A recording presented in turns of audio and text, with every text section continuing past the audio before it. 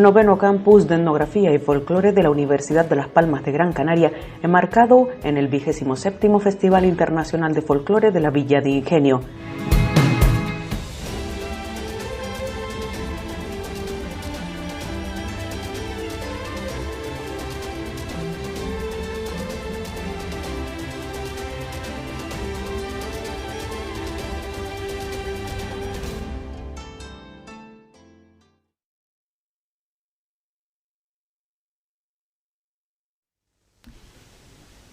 Muy buenas tardes, bienvenidos y bienvenidas a esta apertura del noveno campus de etnografía y folclore de la Universidad de Las Palmas de Gran Canaria, Villa de Ingenio. Me acompañan en la mesa, a mi izquierda, la vicerrectora de Cultura de la Universidad de Las Palmas de Gran Canaria, doña Cristina Roca González. A su izquierda, don David Castellano, director del Festival Internacional. A mi derecha, don Juan Díaz Sánchez, consejero del Cabildo de Gran Canaria, consejero de Empleo. Y a su derecha, don Geray Rodríguez, director del campus de la universidad, de este campus que estamos hoy aperturando. El campus de etnografía y folclore es una de las columnas de este proyecto que le aporta un necesario contenido academicista desde el estudio y la investigación para ahondar en diversos aspectos que enriquecen la visión de la cultura popular. El campus de etnografía tiene este año como protagonista a la isla de La Palma, una isla que a mí personalmente me trae muy gratos recuerdos, ya que fue en el año 88 cuando comenzaba mi andadura en el sector turístico y viajaba con muchas frecuencias con el programa Canario Conoce tu Tierra, cuando conocí a la Isla Bonita y me enamoré de ella. La indumentaria y los oficios artesanos, la tradición tabaquera de la isla, la décima y el punto cubano como herramienta pedagógica de las peculiaridades del idioma español en La Palma son algunas de las ponencias que conforman esta nueva edición y que nos da la oportunidad de conocer mejor a esta isla hermana. Una jornada sin duda muy interesante y que hoy inauguramos con la vicerrectora de Cultura, Deporte y Activación Social de los campus de la Universidad de Las Palmas de Gran Canaria, que tendremos el honor de escuchar en breve. Desear que tengamos un buen campus y que el Festival Internacional de Folclore de Villa de Ingenio vuelva a nuestras calles con el colorido y la alegría que lo caracteriza. No quiero alargarme, es el momento quizás de pasar las palabras a las personas que me acompañan y posteriormente de escuchar esa interesante ponencia. Y en este momento le paso la palabra a doña Cristina Roca González. Cuando quiera.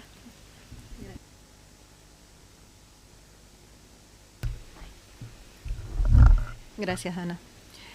Yo voy a ser muy breve porque después me van a escuchar un ratito. Entonces, solamente quiero trasladar que ha sido un verdadero placer y un honor que haber recibido la invitación para participar en este noveno campus de etnografía y folclore. Justo este fin de semana he estado trabajando en unas palabras para una intervención en el claustro de la universidad, y esto me ha llevado a reflexionar para la presentación que estamos haciendo en las tres misiones fundamentales de la universidad, que son la docencia, la investigación y esa dimensión cultural y de transmisión hacia la sociedad de los valores. ¿No se escucha? Ah, perdón. ¿Se escucha?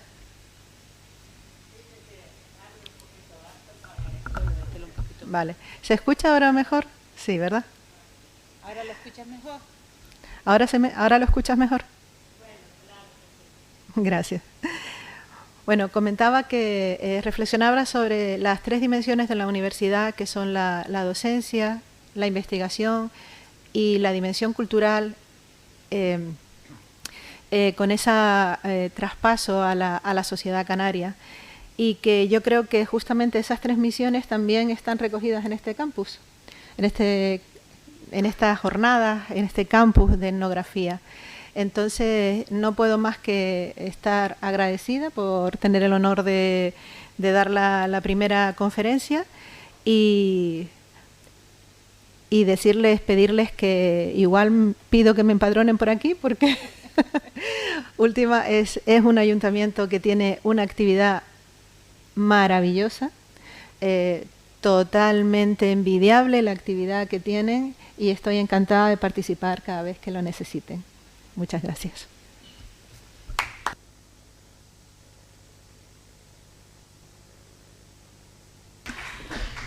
Muchas gracias, Cristina. Para nosotros también es un honor tenerte aquí, como también te hemos tenido últimamente en algunas otras actividades.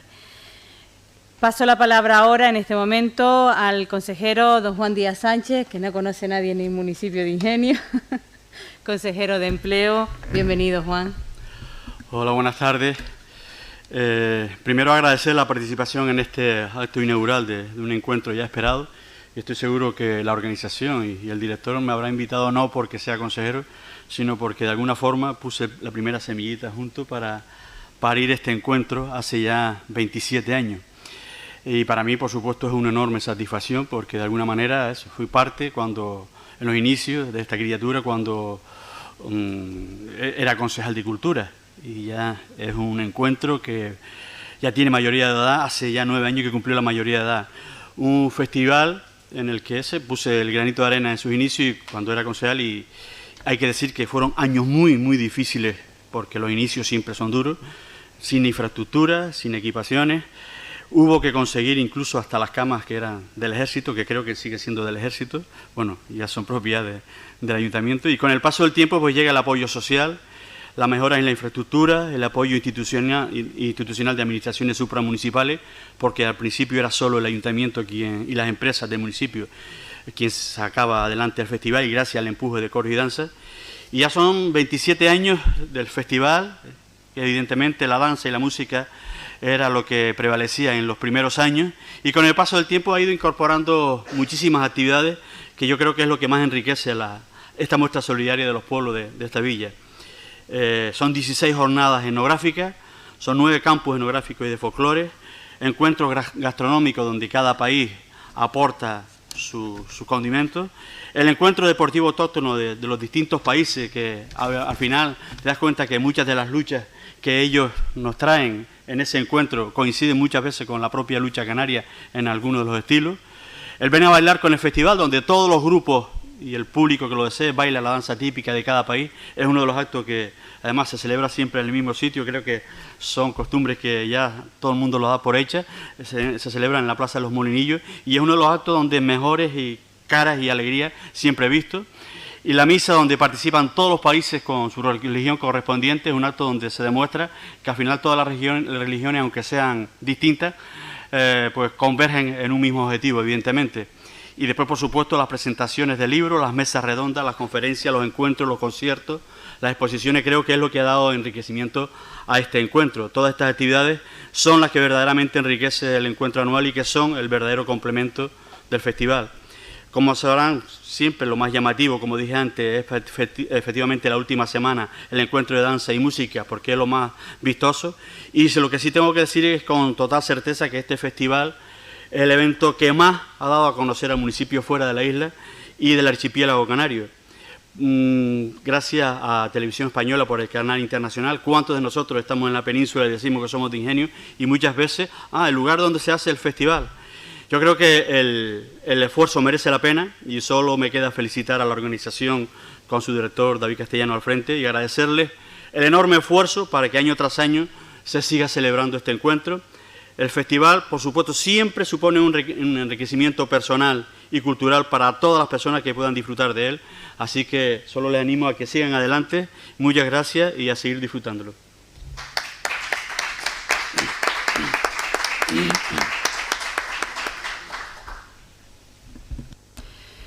Bueno, pues si Don Juan Díaz puso algún granito de arena al principio, junto con, por supuesto, don David Castellano y el Corogidanza. No cabe duda que también Geray Rodríguez, director del campus, es parte importante de cómo nació, pero de cómo ha continuado este campus. Así que le cedo la palabra en este momento. Muchas gracias. Bueno, muy buenas tardes. Muchísimas gracias a todos por su presencia. Para mí vuelve a ser un tremendo honor pues compartir este día, igual que lo es compartir pues toda la gestación del campus y la parte que también aportamos en el propio festival, y por supuesto disfrutar de cada uno de los días que nos esperan, que tenemos por delante, para de alguna forma pues dar sentido a ese esfuerzo previo y a ese trabajo previo, ¿no? Quiero contar sencillamente pues cómo sucedió la posibilidad de dedicar este año el campus a la isla de La Palma, ¿no? Podría pensarse, podría darse por hecho que tiene que ver pues con los sucesos que todos conocemos que ha desencadenado la erupción volcánica del pasado mes de septiembre, pero no es así, no es el caso. En su momento, en el año 2020, a principios de 2020, cuando conversábamos sobre la posibilidad de buscar un tema para el campus, se nos ocurrió la posibilidad de hacer una serie de 8 campus durante 8 años, en el que pudiéramos dedicar cada año a una isla los estudios, las ponencias, los trabajos que se presentaran, como una manera de hacer un recorrido durante 8 años por la realidad canaria, desde el amplísimo campus de la etnografía y el folclore. ¿Por qué La Palma en aquel año? Bueno, pues coincidía que el 2020 era año de bajada de la Virgen de las Nieves, un año muy especial para los palmeros. Los años que acaban en 0 o en 5 son especiales para La Palma, y nos parecía que era un motivo interesante. Además, se hacía también en julio el campus, un mes pues muy vinculado a la fiesta, y nos parecía que era todo como que encajaban las piezas para que fuera La Palma la primera isla a la que dedicáramos el campo. No fue así, ya saben ustedes lo que pasó en 2020, no hace falta que recordemos todos los sucesos acaecidos desde esa fecha. En aquel momento el campus se hizo de forma virtual y lo hicimos, por supuesto, de otra manera. Y el año pasado tampoco estaban las circunstancias tan propicias para poder estar trasladando gente y haciéndolo como nos hubiera gustado hacer. Hicimos un campus también, se hizo, como ustedes saben. Buscamos otras temáticas. El año pasado tuvimos varias efemérides que quisimos conmemorar y a eso dedicamos el campus, pero teníamos claro que desde que se pudiera hacer con cierta normalidad el campus, pues teníamos que retomar la idea de recorrer cada año una isla sin salir de ingenio, ¿no? Y por eso volvimos a pensar en que La Palma era la isla pues que tenía que ser la que diera inicio a este recorrido. Y así que esa ha sido la historia que explica por qué vamos a dedicar el campus a la isla de La Palma. Además, no lo hicimos por eso, pero repito, también se ha dado la circunstancia de que es una isla que todos hemos tenido y seguimos teniendo muy presente por todo lo acaecido.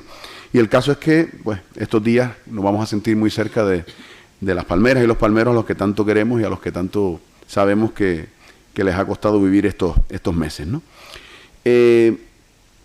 Hoy, como decía antes la alcaldesa, pues efectivamente tendremos la oportunidad de escuchar a nuestra querida vicerrectora de Cultura, a Cristina, y dará inicio, como digo, a ese campus, ¿no? Pero yo les hago una breve reseña de los días que nos aguardan para decirles que se ha tratado de hacer un programa, como suele ser en estos casos, variado, en el que se dé cabida al amplísimo mundo, como digo, de la etnografía y el folclore, con distintos perfiles, especialistas universitarios, gente que trabajan dentro de la cultura popular, docentes, gente que está en formación también. Yo creo que todos esos perfiles están bien recogidos en el programa. Mañana tendremos a María Victoria Hernández, la cronista oficial de los Llanos de Aridane, que hablará de indumentaria y oficios artesanos, nada más y nada menos, un tema siempre controvertido, como ustedes saben. Ella ya como que lo sabe y le puso debate abierto a su conferencia, o sea que por ahí empezamos. Y tendremos también la oportunidad precisamente de hablar de pues lo que ha supuesto el volcán para la isla de La Palma, con la presentación del libro sobre un eclipse de sombras del verseador Miguel Rocha Martín, que pues escribió durante el tiempo que duró la erupción una serie de décimas que convirtió en un libro y que mañana presentará también, ¿no? Sabíamos que si alguien en La Palma iba a hacerlo, iba a ser él, y así es. El día 13, el miércoles, pues tendremos la oportunidad de tener al queridísimo y grandísimo filólogo, investigador y escritor Anelio Rodríguez Concepción, que nos hablará de unos de los emblemas de la isla de La Palma, como es el tabaco, ¿no? Que tanta relación tiene pues con la historia de la isla de La Palma, y de la que él es un consumado especialista, ha trabajado mucho ese asunto, y le pedimos que sobre ese asunto hablara. Y después, para culminar un poco los 2 días que vamos a dedicar a la 10ª, consideramos buena idea convidar a Elia Rocha, profesora del Instituto José María Pérez Pulido de los Llanos de Aridane, porque durante toda su vida docente prácticamente, y especialmente en estos últimos años, se ha dedicado a enseñar décimas a sus estudiantes. No en vano ella le viene de familia esa querencia por la tradición verseadora y la emplea dentro del aula con sus alumnos de lengua y literatura.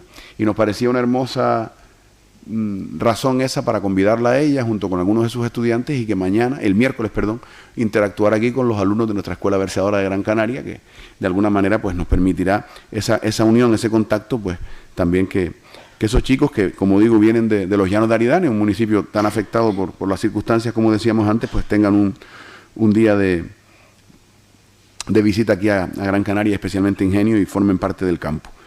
Y tendremos también el próximo jueves las conferencias que imparten 2 especialistas de la Universidad de Laguna. Carmen Díaz Alayón hablará del español de La Palma y sus peculiaridades, una profesora que ha trabajado toda su vida sobre ese asunto, palmera de cuna y amante, por supuesto, de las tradiciones de su isla, miembro de la Academia Canaria de la Lengua y especialista, como digo, en el español de La Palma, ese español tan rico, tan fantástico que todas las islas tienen y que en La Palma tiene unas características particulares que ella nos descifrará el próximo día.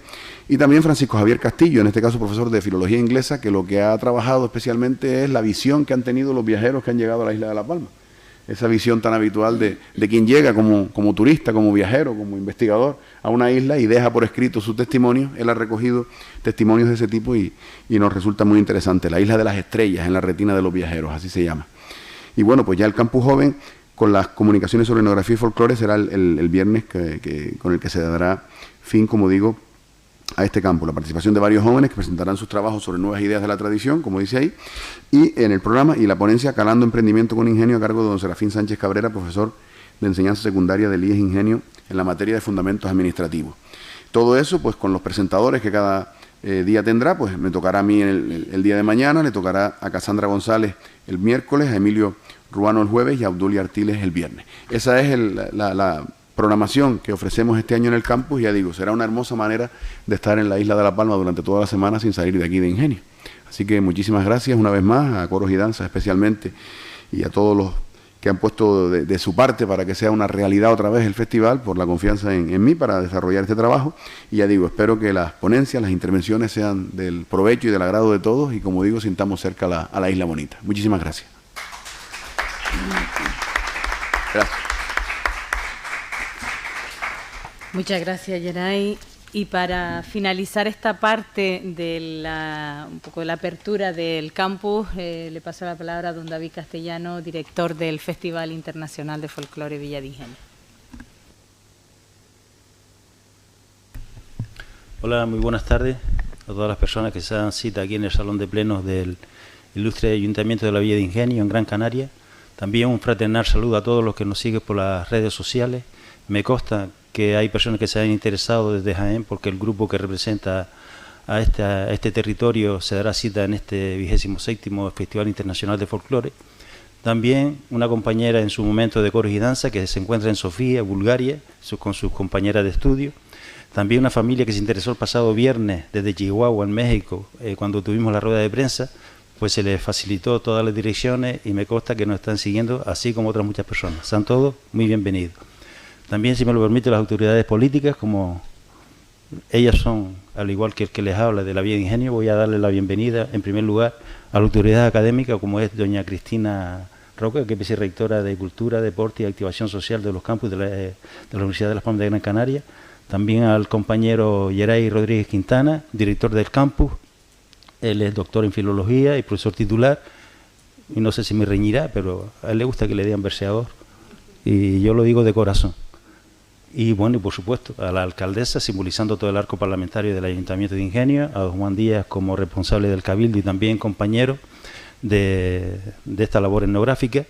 Decirles que él antes hizo un comentario que me vino a la luz, el dar a conocer un inventario de patrimonio cultural y material que estamos llevando desde Coros y Danza, sponsorizado por el excelentísimo Cabildo Insular de Gran Canaria y el Ayuntamiento de Ingenio.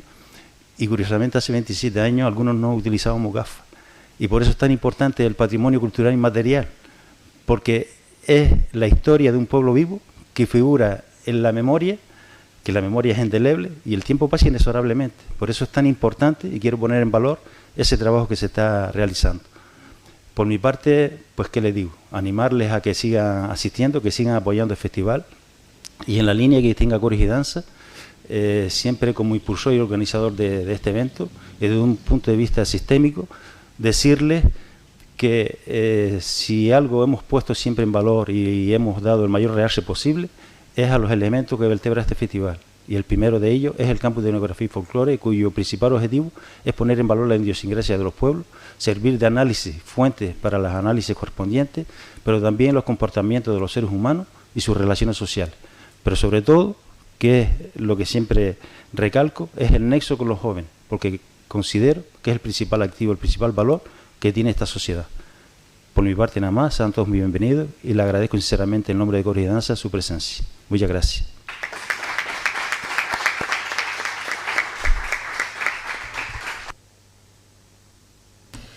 Bueno, pues una vez ya hechas las presentaciones y la apertura prácticamente oficial de este 9º campus de etnografía y folclore de la Universidad de Las Palmas de Gran Canaria, Villa de Ingenio, paso a presentar ya a nivel ya de ponente a doña Cristina Roca González, vicerrectora de Cultura, Deporte y Acciones Sociales de los campus de la Universidad de Las Palmas de Gran Canaria, profesora titular de la universidad en el área de conocimiento de expresión gráfica en la ingeniería.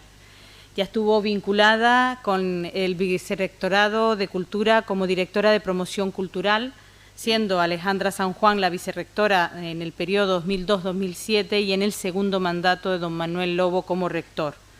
Doctora ingeniera de Organización Industrial, ingresó en la Universidad de Las Palmas de Gran Canaria en 1990 y sus líneas de investigación están referidas a las habilidades espaciales, orientación espacial, realidad aumentada y mundos virtuales.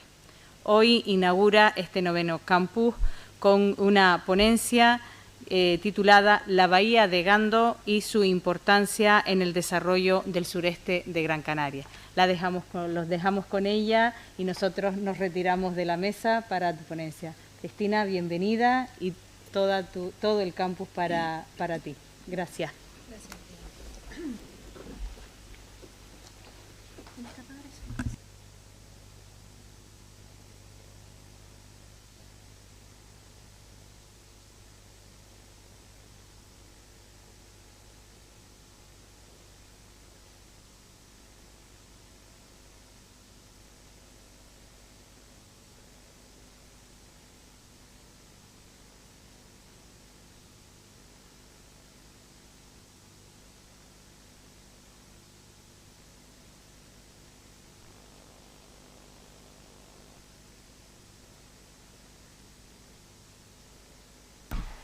Ahora sí.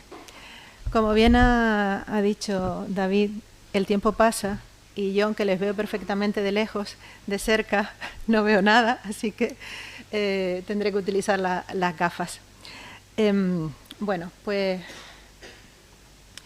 una vez más dar las gracias y voy a comenzar con la ponencia que hemos titulado La Bahía de Gando y su importancia en el desarrollo del sureste de Gran Canaria. Bueno. Hubo un momento en la historia de la humanidad, quería empezar antes de empezar, disculpándome porque he estado un poco enferma estos días y la garganta la tengo todavía un poco tocada, así que me disculpen un poco si estoy carraspeando más de lo debido. Bueno, comenzamos. Hubo un momento en la historia de la humanidad en que dejamos de mirar al cielo y en el que nuestros recurrentes sueños infantiles de volar se transformaron en una posibilidad técnica alcanzable. Algo que nosotros damos ya por sentado, pero que apenas hace un siglo era una aventura que cambió para siempre la fisonomía de la Bahía de Gando. Podemos decir que la aviación en Canarias se inició un 4 de noviembre del año 1894. Ese día se produjo la primera ascensión tripulada en globo desde la Plaza de Toros de Santa Cruz de Tenerife. Su arriesgado aeronauta era el profesor Jaime Capmany, del Colegio de San Agustín de Las Palmas y más conocido como Capitán Guillaume. El 23 de agosto de 1896, Capmany realizó otra ascensión en Arucas, lo que sería a la postre la primera vez que alguien se alzó al cielo en Gran Canaria. Podemos discutir si eso era realmente volar, pero donde esa duda no cabe es acerca del vuelo realizado por el francés Leoncio Garnier el 29 de abril de 1913 en Las Palmas de Gran Canaria.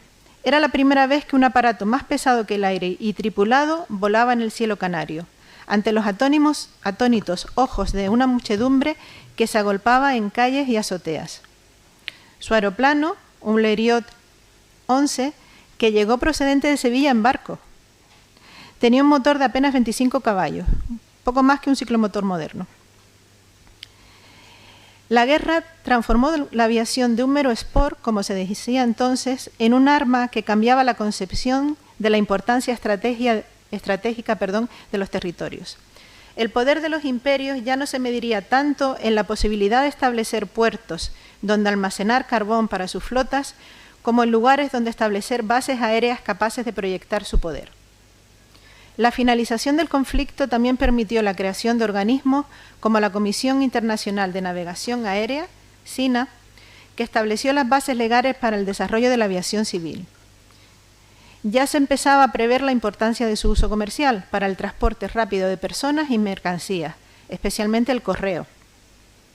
Finalmente también una herramienta de prestigio de las naciones, a través de los grandes raids que buscaban conectar las rutas más remotas y que probablemente hemos visto en muchas películas que tenemos en la memoria.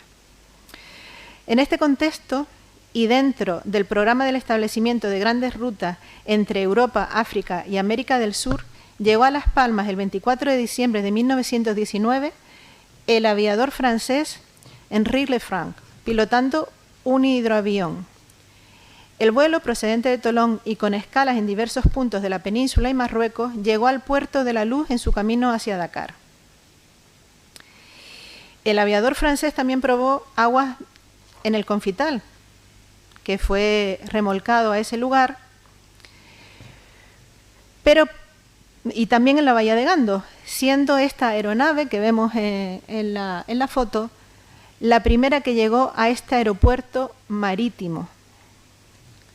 Durante su estancia en Gran Canaria, el piloto, y a petición del director de la entonces Escuela Industrial, hoy la Escuela Industrial de Ingenieros Industriales y Civiles de la ULPGC, Manuel Mascareña Boscasa, pronunció unas conferencias sobre el tema, probablemente las primeras lecciones sobre aeronáuticas impartidas en las islas.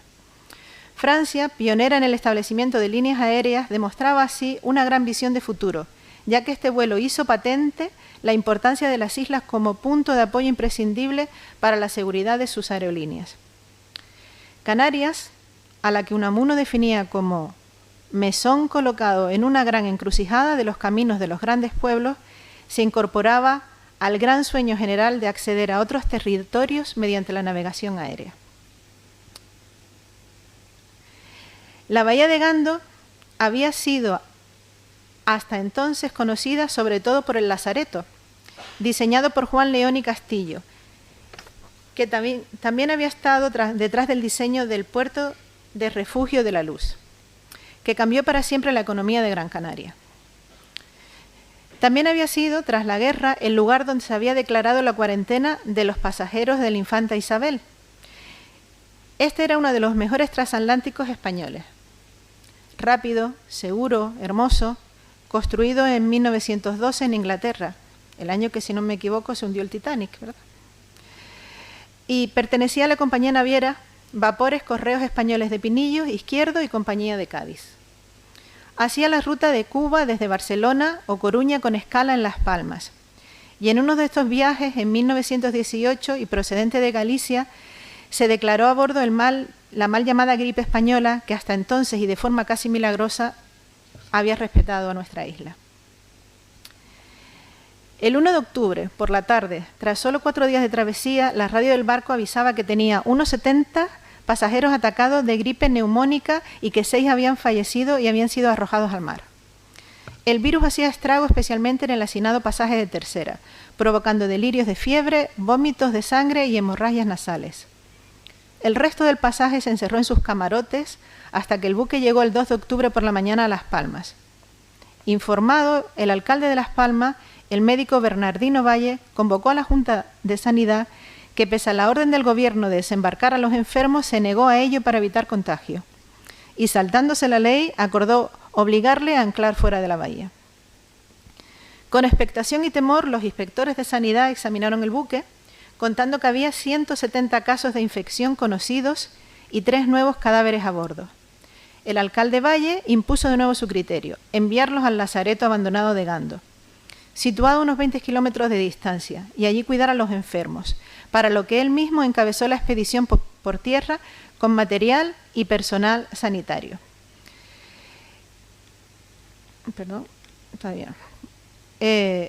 Personal sanitario dispuesto a permanecer con ellos junto con el practicante Ignacio Rodríguez.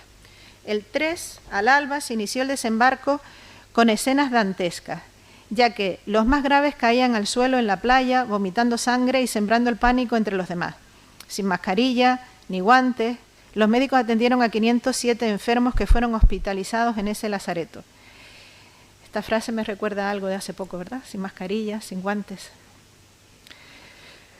La mayoría eran pasajeros de tercera clase. Solo 14 con 12 acompañantes viajaban en segunda y no había ninguno de primera. De ellos morirían 44 en los días siguientes. El resto de pasaje, unos 850 viajeros y 143 tripulantes, aparentemente sanos, permanecieron en el Infanta Isabel y luego fueron devueltos a Coruña. Actualmente el lazareto está en estado ruinoso y solo se ha rehabilitado la ermita y el templete que podemos ver en la diapositiva. Tras este trágico episodio, poco a poco la vida fue volviendo a la normalidad.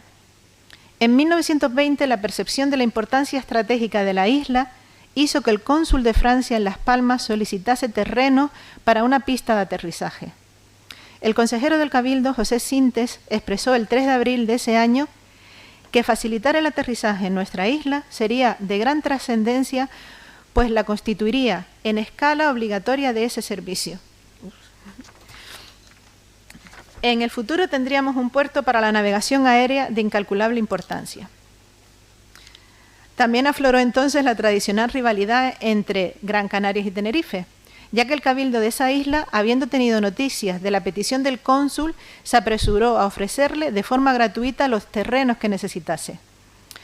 Por eso, la institución Gran Canaria encargó al ingeniero jefe de la oficina técnica, Antonio Artiles, un estudio sobre los terrenos que podrían ofrecerse al cónsul francés y que cumplieran las condiciones exigidas por los pilotos de su país, en un documento que constituyese el primer escrito sobre la creación del actual aeropuerto de Gran Canaria. El que los primeros vuelos de hidroaviones amerizaran en el puerto de La Luz tenía razones protocolarias, pero en general casi todos despegaban luego de la bahía de Gando, algo que se repetiría invariablemente en los vuelos de hidroaviones en rutas hacia el Atlántico Sur, ya que al ser vuelos de larga duración requerían hacerlo a plena carga, para lo que este último reunía las condiciones óptimas de aguas tranquilas y ausencia de corrientes. El auge de este tipo de aeronaves permitió cambiar la hasta entonces triste historia de esa bahía asociada a la enfermedad por un futuro asociado a esas nuevas máquinas a las que Saint-Exupéry decía que es una máquina aparatosa y pesada en el agua, pero cambia de sustancia y se convierte en un pura sangre nervioso al ser tocado por la gracia del viento marino. Pero también había necesidades militares. La guerra con Marruecos y en especial el desastre anual de 1921 provocó una serie de suscripciones populares para que cada provincia regalase al ejército un avión y paliara así la calamitosa situación de las tropas en el protectorado. El avión donado por la isla se bautizó con el nombre de Gran Canaria y junto con el Tenerife y el archipiélago canario formarían la patrulla de Breguet 14. Para buscar una base terrestre para estos aviones se desplazó a Gran Canaria el aviador militar Díaz Sandinos, que en noviembre de 1922 y tras inspeccionar varios posibles emplazamientos, se declaró plenamente satisfecho con las condiciones que ofrecía el páramo de Gando. En mayo de 1923 se iniciaron los contactos del señor Mazzini, representante de las líneas aéreas francesas Letecoir, para establecer un servicio de aviación entre España peninsular, las costas de África y Canarias. Los costes que conllevaba frente a los beneficios que para el comercio, industria y en general el desarrollo de la isla se derivarían de este rápido y moderno medio de comunicación se debatieron en el Cabildo en la sesión del 18 de octubre de 1923. En estas actas se indica que se tuviera en cuenta el emplazamiento en Gando, pese a estar penalizado por sus malas comunicaciones terrestres. En el contrato provisional suscrito entre el Cabildo y el señor Mazzini figuraba que la corporación instalaría un campo de unos 400 por 500 metros, limpio y libre de obstáculos, en el que se construirían 2 hangares, un taller de reparaciones, casa-habitación para tripulantes, mecánicos y montadores, además de líneas telefónicas enlazando el campo con la ciudad de Las Palmas. El Cabildo asumiría los costos de construcción y mantenimiento, mientras la compañía aportaría los aviones, vehículos, equipos de telegrafía y telefonía sin hilos, así como todo el personal necesario. Se planeaba realizar 3 viajes semanales, comprendiendo el trayecto Tenerife, Gran Canaria, Cabo Jubí, Agadir, Casablanca, Rabat y Málaga, aunque esas previsiones tan optimistas pronto se quedaron en casi nada.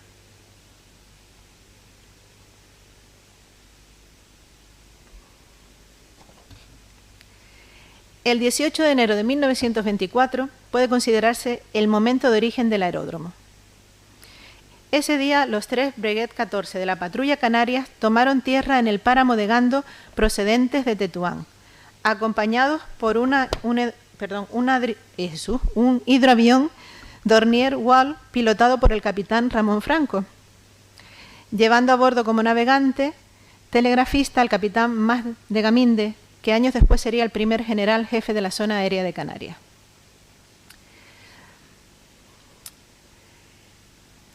La lista de protagonistas de los grandes vuelos que usaron la isla como escala nos lleva a un paseo a través de los calles de la ciudad. Los Ruiz de Alda, Juan Manuel Durán y Pablo Rada del Plus Ultra, Gago Cutiño de Luciana o el ya citado Mas de Gaminde. Pese a que todos ellos alababan las condiciones de la bahía como base aérea, a veces ocurrían accidentes, como cuando en enero de 1931 llegó a la isla un gigantesco hidroavión alemán, Dornier Dox, de 12 metros y del que se decía que poseía todas las comodidades de un moderno transatlántico, pero que sin embargo al intentar despegar de Gando sufrió un fuerte golpe de mar que le produjo una hendidura en el fuselaje. El gigantesco avión tuvo que ser remolcado hasta el puerto de La Luz, donde permaneció varado 4 meses entre la curiosidad de la población isleña. El interés por el uso civil de la aviación llevó al gobierno de la dictadura de Primo de Rivera a declarar en 1928 de interés y utilidad pública la creación de una serie de líneas aéreas nacionales e internacionales. El resultado de este decreto de 9 de enero fue la aparición de CLASA, Compañía de Líneas Aéreas Subvencionadas, Sociedad Anónima. Primera compañía aérea española con carácter de monopolio, aunque de propiedad privada. En 1929, el conocido deportista José Pepe Goncalves, fundador del Club de Fútbol Victoria, contactó con directivos de esta compañía para conseguir el establecimiento de primera línea aérea Madrid-Las Palmas, siendo luego nombrado su representante en la isla. También la compañía aérea Lufthansa estaba interesada en crear un servicio de comunicaciones aéreas y marítimas entre el sur de Europa y el continente americano, lo que conllevaba escalas de sus aviones en Gran Canaria. Dada la extraordinaria importancia para la isla de la presencia de estas compañías, el alcalde de Telde ofreció lo necesario para comprar los terrenos próximos a Gando, con la colaboración del Estado, Cabildo y hasta del Ayuntamiento de Las Palmas, para así, como decía el alcalde de Telde, disponer de un gran aeródromo cuyas posibilidades futuras casi no podemos imaginar. Así, en diciembre aterrizó en este aeródromo el primer avión de la compañía alemana, en un campo ya remodelado por el Cabildo y con más de 5 hectáreas de superficie. Con esta renovada infraestructura, el 5 de abril de 1930, el Consejo Superior Aeronáutico autorizó finalmente la apertura a la navegación aérea de la bahía de Gando en concepto de aeropuerto auxiliar del Puerto de La Luz, aunque la confirmación definitiva tuvo lugar el día 7 del mismo mes en el Real Decreto 143, que declara aeropuerto nacional a la instalación, tanto marítima como terrestre. Que se haga condicionado todo esto a que los terrenos utilizados para ello fueran cedidos al Estado. El presidente del Cabildo, Manuel González Martín, el 10 de mayo compra en Gando 750.000 metros cuadrados de terreno por un valor de 75.000 pesetas, que fueron de inmediato ofrecidos al Estado para cumplir la condición impuesta. En esta misma orden se invitó al Cabildo de Tenerife para que, a semejanza de lo hecho en Las Palmas, ofreciese terrenos apropiados para la ubicación del futuro aeropuerto de la isla, ofreciéndose como lugar más apropiado la Ensenada de los Cristianos y los terrenos próximos a su litoral, manteniendo como auxiliar el de los rodeos, para que fuese aprovechado cuando las condiciones meteorológicas lo permitiesen.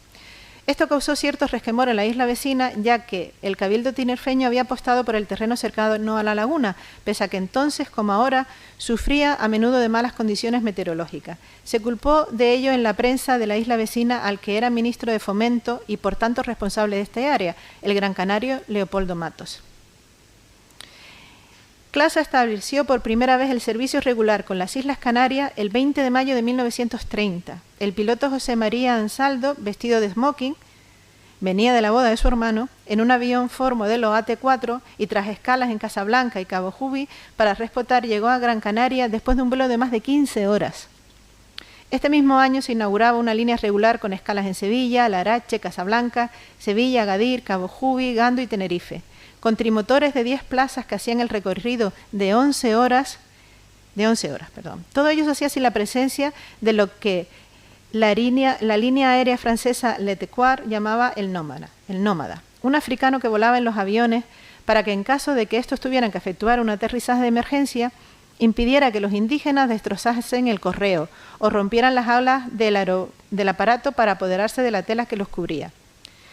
Clasa, en cambio, sí advertía en los billetes que parte del trayecto se hará sobre terrenos desérticos que a veces cruzaban nómadas insurrectos. La vida de Clasa fue corta, ya que se anuló su concesión, que fue incautada por la República en octubre de 1931. Así nació Líneas Aéreas Postales Españolas, pero que operaba con el mismo personal y material que Clasa. La nueva compañía amplió luego su flota y sus servicios al adquirir 2 Fokkers y 4 DC-2, el mejor avión de aquel momento para el transporte de pasajeros. Precisamente la compra de 2 de estos aparatos se decidió en un Consejo de Ministros que se celebró a bordo de un avión que volaba rumbo a Gran Canaria, algo que la compañía constructora americana se apresuró a difundir. Con estas nuevas aeronaves, a partir de 1933 el servicio Canarias Península pasó a ser mensual y con capacidad para una docena de pasajeros. Ese mismo año, la llegada del famoso piloto Charles Lindbergh a Gran Canaria constituyó todo un acontecimiento. Se le pidió que realizase una visita al aeropuerto de Gando y optó por sobrevolar la zona para dar su opinión, cosa que hizo el 26 del mismo mes. Y enviando un famoso telegrama que podemos ver en la diapositiva, indicando que la punta de Gando le había parecido un excelente lugar en su doble utilidad como aeropuerto terrestre y marítimo, y permitiendo que su nombre fuera asociado al de esta isla y su aeropuerto. La tragedia de la guerra civil y la penuria impuesta por la economía de la guerra paralizaron los intentos de ampliación y modernización del aeropuerto de Gando. La bahía sufrió además el baldón de que su lazareto se convirtiera en prisión, por lo que pasaron numerosos cautivos republicanos. El aeropuerto se convirtió en base aérea militar, dependiendo de la Comandancia Aérea de Tetuán, donde tras la guerra se instaló con carácter permanente un destacamento del Ejército del Aire, el Grupo 22. Intensificando la tutela militar del aeropuerto y la bahía que lo circundaba. En octubre de 1940 se estableció la Zona Aérea de Canarias y África Occidental bajo el mando del coronel Mas de Gaminde. El tráfico aéreo fue poco a poco recuperando su pulso, por lo que el Cabildo nuevamente inició en 1960 las gestiones para la adquisición de los terrenos adicionales necesarios para su ampliación. Algo que llevó a la bahía de Gando a ser sede del aeropuerto civil que hoy conocemos y que no solo es un pulmón económico de gran importancia para la isla, sino que junto al Puerto de la Luz es su puerta al mundo y el escaparate que les da la bienvenida a Gran Canaria. Con esto he terminado las palabras que tenía preparadas y al entrar hoy a esta casa consistorial, a este ayuntamiento, me han comentado que hay personas que vivieron en la zona y yo estaría encantada porque estoy segura que voy a aprender de ellas mucho, más que preguntas, que por supuesto ahora, pues si tienen alguna pregunta intentaré responderlas. Estaría encantada de conocer alguna de esas historias o esa bahía de Gando, cómo se veía en esos años. Yo volé desde muy pequeñita, yo creo que en los 70 ya yo volaba en avión, pero tengo unos recuerdos muy difusos de aquella pequeña terminal que teníamos todos, por la que pasó Eva Perón, que cuando vino a España, que paró por aquí, y ahora el aeropuerto que tenemos, que ha cambiado pues radicalmente la fisonomía de la bahía, junto con la base militar. Por mí, pues nada más, pues quedo abierta al turno de preguntas, o como digo, a ese turno de lo que me quieran contar, porque estaré encantada de escucharlas.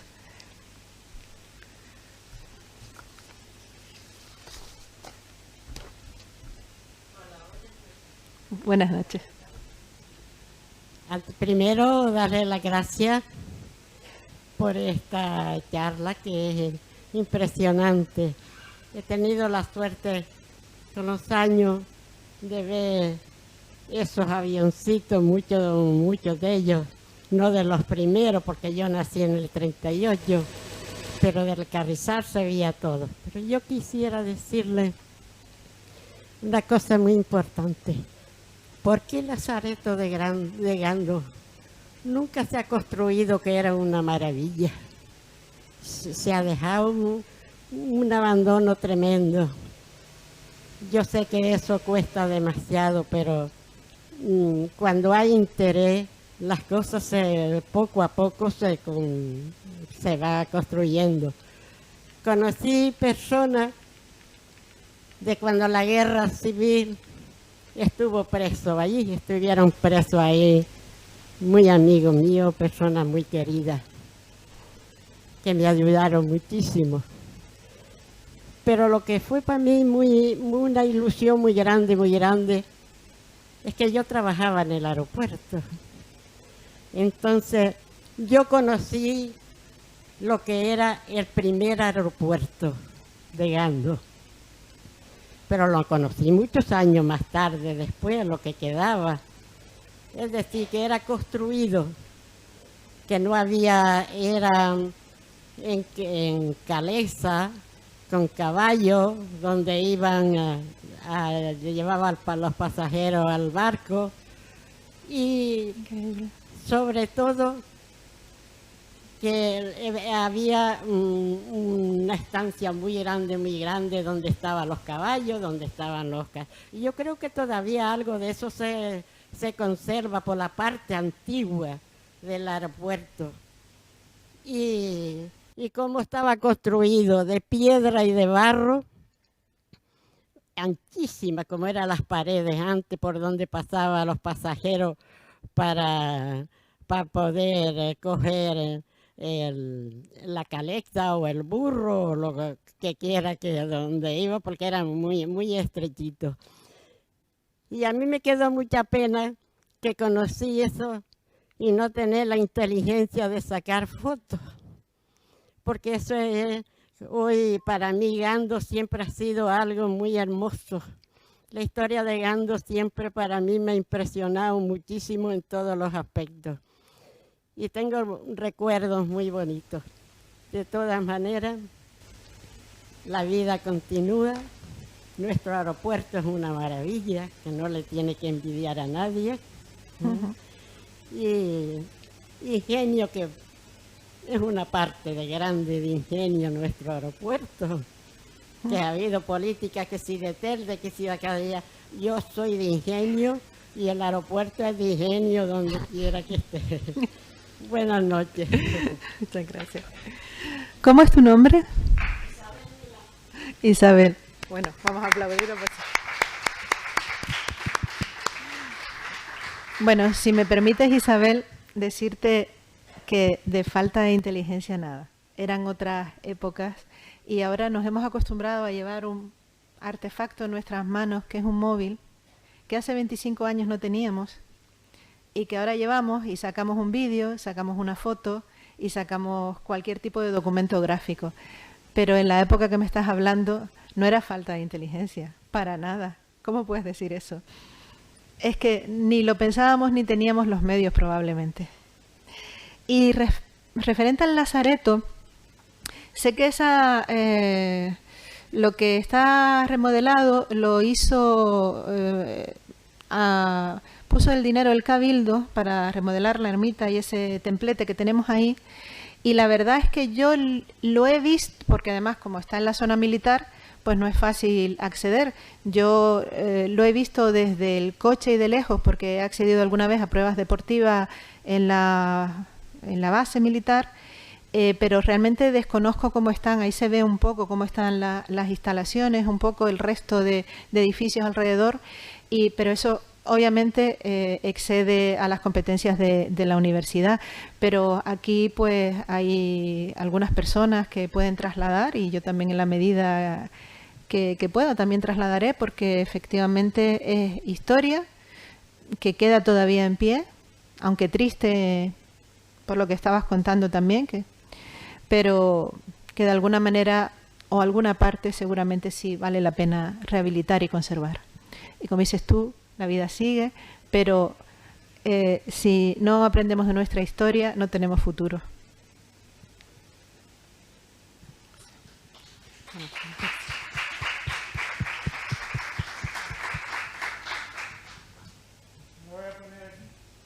Me voy a poner aquí porque igual allí no me oyen bien.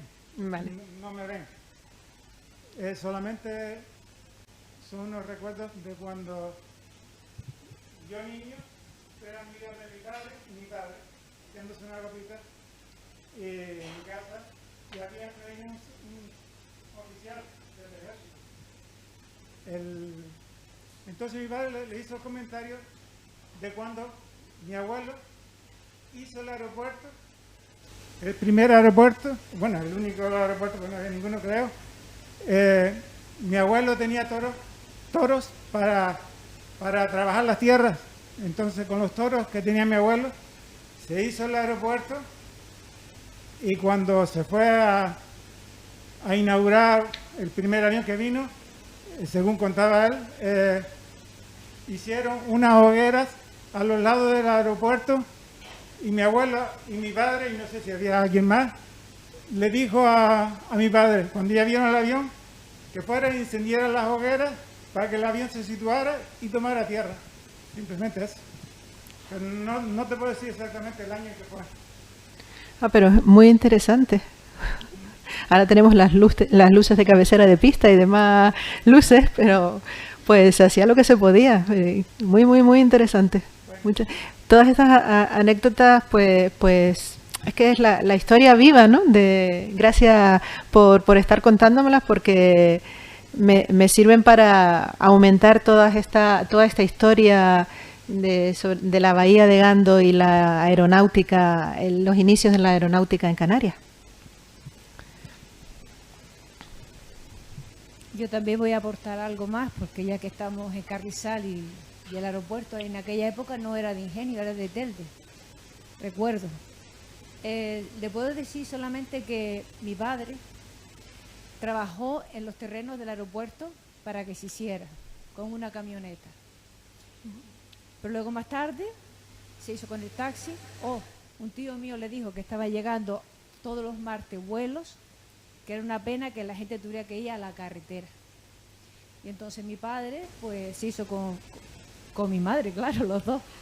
Se hizo con un coche y fue el primer taxista del aeropuerto en ese instante. Hay un vacío ahí, que yo estaba pendiente, que en el año 56 nací yo, pero de 56 se trasladó usted al año 60. Me dejó ahí el vacío, porque mi padre cuando yo nací, no sé si estaba allá en el aeropuerto con el coche o estaba todavía sorribando la tierra, y me quedé con la pena. Pues yo creo, ahora estos días que estamos más estudiando sobre este tema, yo creo que es un tema muy interesante para investigar y plasmar bien la historia, porque yo tengo lagunas también, porque nadie las ha escrito, ¿no? Y esa memoria que ustedes tienen, sería muy interesante plasmarla en algún sitio, porque si no se pierde, porque está escrita la historia de las grandes cosas, pero esas pequeñas cosas que pasaban y que eran tan importantes como las grandes, muchas veces se pierde. Y ahora yo de verdad que estoy disfrutando de todas las aportaciones que están haciendo, porque las desconocía. Yo lo único que te puedo decir es que los martes, cuando llegaba el avión, yo recuerdo a mi padre que llegaba a mi casa, se tomaba la leche con gofio y enfriándola rápidamente, porque mi madre siempre tenía labranza, porque ya estaba entrando el avión, lo veía venir y le daba tiempo de llegar al aeropuerto. Pero al principio no pertenecía a Ingenio, pertenecía a Telde. Eso recuerdo yo que en mi casa se hablaba. Es todo.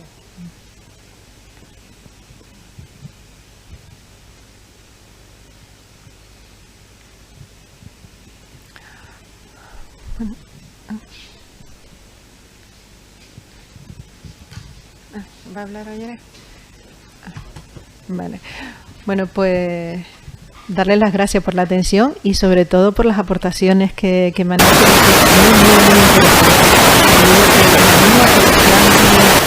de alguna manera, porque no se pierden y es una lástima. Muchas gracias. Muchas gracias.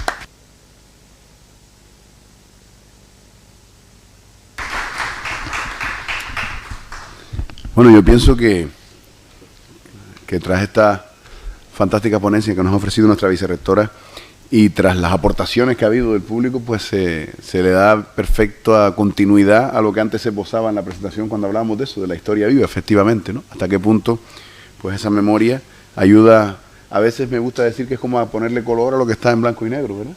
A colorear lo que está así difuso, a lo que no está de todo claro, ¿no? Y yo quiero, por supuesto, agradecerle a ella su ponencia, su aportación, y a todos ustedes, por supuesto, los que han intervenido, el enriquecimiento que han dado con sus testimonios, ¿no? Que al fin y al cabo demuestran pues que este lugar está especialmente vinculado a ese aeropuerto, evidentemente, forma parte de la vida y de la historia de este municipio. Me falta, para cerrar la jornada de hoy, anunciarles lo que tenemos mañana. Antes lo hice de forma genérica, pero ahora anunciando explícitamente que mañana nos volvemos a ver aquí a las 7 en este mismo lugar, y tenemos la primera conferencia que, como decíamos antes, lleva por título Debate abierto, indumentaria y oficios artesanos, a cargo de doña Victoria Hernández, cronista oficial de los Llanos de Aridane. Es una especialista consumada en todas estas cuestiones etnográficas y nos aportará seguro una visión interesantísima sobre este asunto que, como digo, siempre genera tanta controversia. Y después tendremos la presentación del libro Sobre un eclipse de sombras, décimas al volcán de La Palma, de Miguel Pepe Rocha, con la participación del propio Pepe y de la editora del libro, que es Casandra González, filóloga de nuestra Universidad de Las Palmas de Gran Canaria, doctoranda de nuestra Universidad de Las Palmas de Gran Canaria. Y me tocará en este caso presentarlos a mí. Iremos mañana, como decía antes, en ese viaje que les propongo por La Palma, iremos mañana hasta los Llanos de Aridane y hasta Tijarafe, que es de donde es originario Pepe Rocha, que es el municipio verseador por antonomasia de la isla de La Palma, y hasta estos dos lugares nos vamos a ir mañana con estas dos convocatorias que tenemos, repito, a las 7 y a las 8 de la tarde. Así que emplazarlos hasta ese momento, y primero también, antes de despedirnos, pues hacer entrega a nuestra vicerrectora de un presente, de un recuerdo por su paso por este campo. Un humilde presente que ha hecho el artesano Francisco Sánchez, cerámica. Un artesano.